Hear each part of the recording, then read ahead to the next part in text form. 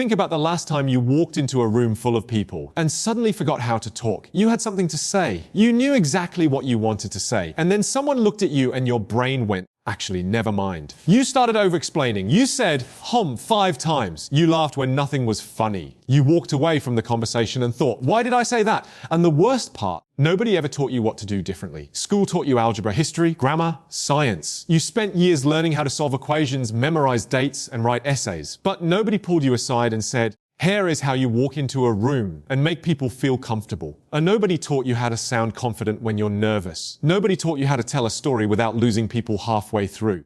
Nobody taught you how to disagree without sounding rude. Nobody taught you how to speak so people actually want to listen. So if you feel like you're bad at communication, I want you to hear this clearly. There is probably nothing wrong with you. You were simply never trained. And today, we're going to change that. Because talking isn't just about moving words from your brain to somebody else's ears. Communication is a skill, and like every skill, it can be trained. Let me give you a simple example. Imagine two people walk into the same job interview. They have almost identical qualifications. The first person says, yeah, so I think I'm probably good at this because I've worked on a few projects and I feel like I'm pretty hardworking. And I guess I just really want the opportunity. The second person says, I've worked on 3 projects where I had to solve problems under pressure. What I learned from those experiences is that I work best when the situation is difficult, because that's when I become most focused. Same person. No, same qualifications. Maybe, but they don't sound the same. The second person sounds clearer because they aren't simply speaking. They're organizing their thoughts before releasing them. And that's the first lesson you need to learn. Stop trying to sound impressive. Start trying to make your message easy to understand. Think about communication like handing somebody a package. If I give you a beautifully wrapped box, but put 10 unnecessary boxes inside it, you have to work way too hard to find the actual gift. That's what people do when they're nervous. They bury the point. They say, what I mean is, basically, I was kind of thinking, maybe. And by the time they finally reach the point, the listener has already gone mentally to another planet. So here's something you can practice today. Before you speak, ask yourself one question. What is the one thing I want this person to understand? A one thing, not 5, not 10, one. If someone asks, how was your weekend? You don't need to deliver a documentary. You can say, honestly, it was great. I went hiking with some friends and something hilarious happened.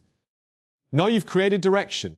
You've given the listener something to follow. And notice what just happened. You didn't become smarter. You became clearer. And clarity feels like confidence. That's something school rarely teaches you. People often think confident speakers know more. Not necessarily. Confident speakers often just make what they know easier for other people to understand. But there's another problem. Sometimes you know exactly what you want to say, but the words don't come out the way you imagined them. You know what I'm talking about? You rehearse the perfect response in your head 3 hours later. You're lying in bed thinking, oh, that's what I should have said. Of course you did, because now there is no pressure. Nobody is staring at you. Nobody is waiting for your answer. Your brain finally has room to think. So what do you do in the moment? You slow down. And this might be the most underrated communication skill on the planet. The pause. Most people are terrified of silence. Someone asks them a question, and before they've even finished speaking, they're already answering. Why? Because silence feels uncomfortable. But here's the secret. Silence feels much longer to you than it does to the other person. A 1-second pause can feel like 10 seconds inside your own head, but to the listener, it often sounds thoughtful.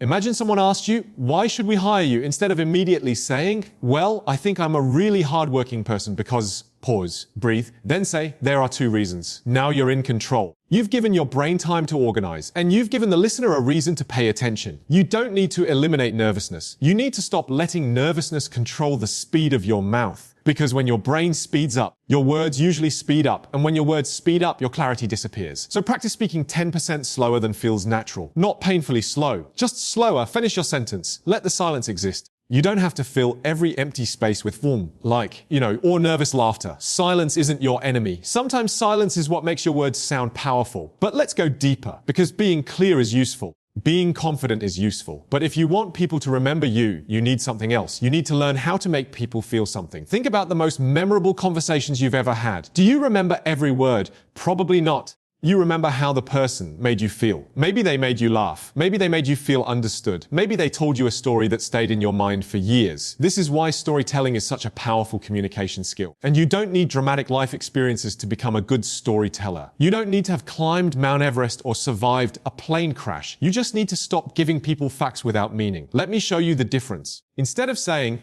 I was nervous before my presentation, or say, I stood outside the meeting room holding my notes so tightly that the paper started bending. I knew my presentation. I'd practiced it 3 times, but the second I heard my name, My heart started beating like I had just run upstairs. Which one do you remember? The second one. Why? Because you can see it. Good communication gives people something to picture. So whenever you tell a story, don't just tell people what happened. Give them a moment. Give them the feeling. Give them the little detail that makes the story human. And here's where this becomes incredibly useful. The next time someone asks you about an experience, don't answer with a rare same. Tell them what surprised you. Tell them what went wrong. Tell them what you learned. Tell them the moment everything changed. That's how ordinary experiences become interesting. And you know what else makes you a better communicator? Being genuinely interested in other people. This sounds simple, but most people don't listen. They wait. They wait for their turn to speak. Someone says, I've been having a difficult time at work, and the other person immediately says, oh yeah, my job is terrible too. Now the conversation has changed. The first person was opening a door. Instead of walking through it, you built another house next to it. A better response would be, what happened? That's it. 2 words. What happened? Now you're inviting them to continue. And when someone continues, don't immediately search for your own story. Stay there. Listen. Ask another question. You said it changed recently. What happened? Suddenly, you're having a real conversation. And here's the strange thing. When you become better at making people feel heard, people often think you're more interesting. Not because you're talking more, because you're making them feel interesting. That's the paradox of great communication. The best conversationalists aren't obsessed with proving how fascinating they are. They're fascinated by people. So the next time you're at a party, at work, in class, or meeting someone new, stop asking yourself, what should I say? Try asking, what can I learn about this person? That tiny shift takes pressure off you. You don't have to perform. You don't have to impress. You just have to be curious. And curiosity is much easier than trying to be impressive. Now, there's one final skill I want you to develop. It's the skill that ties everything together. Speak from a clear intention. Before an important conversation, ask yourself, what do I want this person to feel, understand, or do after this conversation? Because communication without intention becomes noise. If you're giving feedback, maybe your intention is to help, not embarrass. If you're negotiating, your intention might be to find a solution, not win an argument. If you're telling someone you care about them, your intention is not to sound poetic. Your intention is to make them feel valued. And once you know your intention, your words become much easier to choose. Imagine you're having a difficult conversation with a friend. You could say, you never listen to me. You always do this. Or you could say, I don't want to argue with you. I just want you to understand why this hurt me. The same disagreement, completely different energy. The second person isn't attacking. They're communicating an intention. And that changes everything. So let me give you a challenge. For the next 7 days, don't try to become a perfect speaker. That's impossible. Instead, practice one small thing every day. Speak a little slower. Pause before answering. Ask one more question. Tell one story with a specific detail. Make your main point before explaining everything else. And listen without planning your response. That's it, because communication isn't transformed by one magical sentence. It's transformed by hundreds of tiny repetitions. You don't become a great speaker because you watched one video. You become a great speaker because the next time you're nervous, you pause. The next time you're explaining something, you simplify.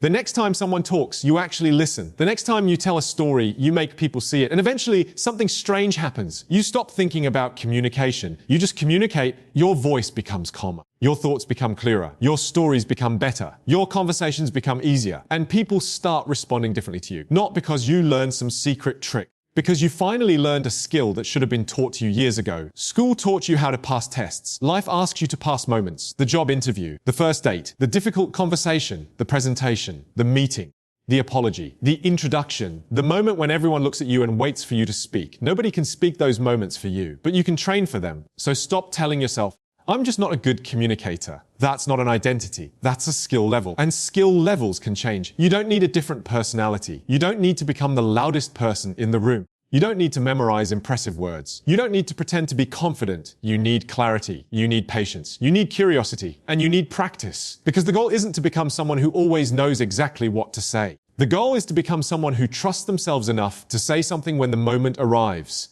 And maybe school didn't teach you how to talk. Maybe nobody ever sat you down and showed you how to communicate with confidence. But you're not stuck with the communication skills you were given. You can build new ones. One conversation at a time. One pause at a time. One question at a time. One story at a time. And one day, you'll walk into that room that used to make you nervous. Someone will look at you. They'll ask you a question. And instead of your mind going blank, you'll breathe. You'll pause. You'll smile. And you'll know exactly what to do. You'll talk. Not because you're no longer nervous, but because you finally understand that being a good communicator was never about having no fear. It was about learning what to do while the fear is there. And that is something nobody has to give you permission to learn. You can start today.